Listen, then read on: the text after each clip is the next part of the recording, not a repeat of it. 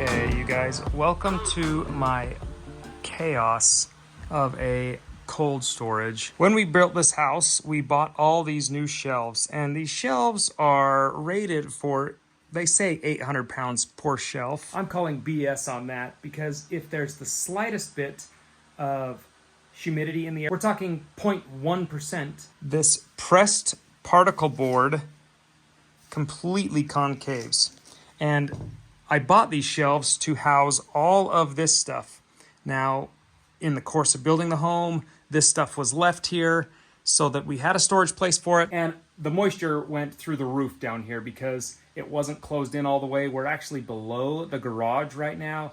And so a lot of these shelves sank if they had a lot of weight on them. So I have to change them. But I want to show you something really cool that you may not know about your box store. This is the aisle I want to be on because this material right here is OSB, and it is definitely higher grade quality than just that particle board that the shelves come with. Now, I don't need anything like this. These are floorboards. We don't need that. It's not going to be that kind of a deal, but we need something a little bit stronger than what we have down there. And the more I can reinforce it now, the better it will be in the long run. I wish I would have just ordered this wood with the shelves in the first place. So these are a 1932nd. They are $22 a piece. That's a little thicker than I think I need. It would be great.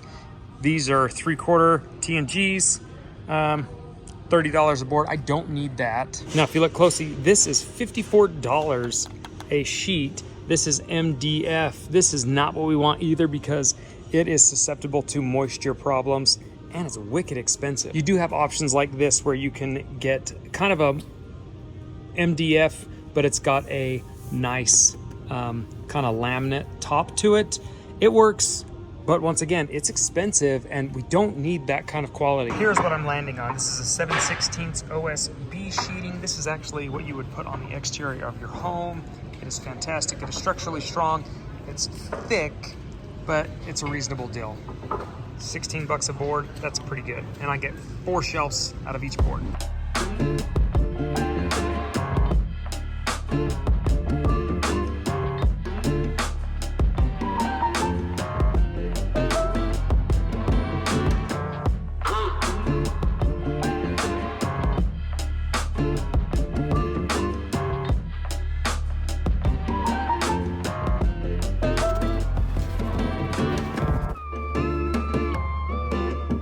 Now we're gonna make a little trip back to the saw cutting area.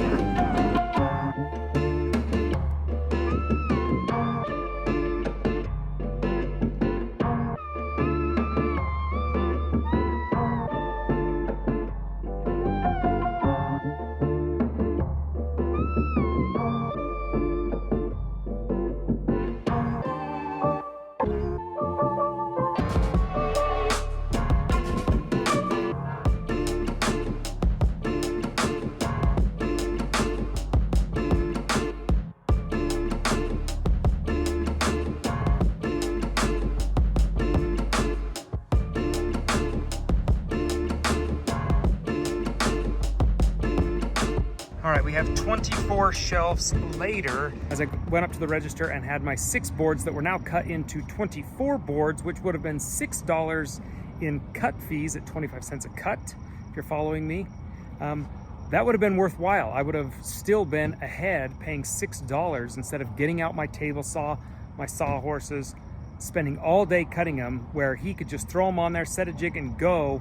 The $6 would have been worth it, but I think more than not, they end up just foregoing the cut fees and make you pay for the material you got and call it good. So if you're looking to do a project and you need some precise cuts made, let them do it if you don't feel like getting all of your material out, or if you don't have the tools to do it, they can do a great job. I will say this, you do need to double check their work. I measured each board as we did it so that I could verify that the jig wasn't moving. I set the jig in place so that we could verify that it was the correct, because I didn't want my cuts to be bad.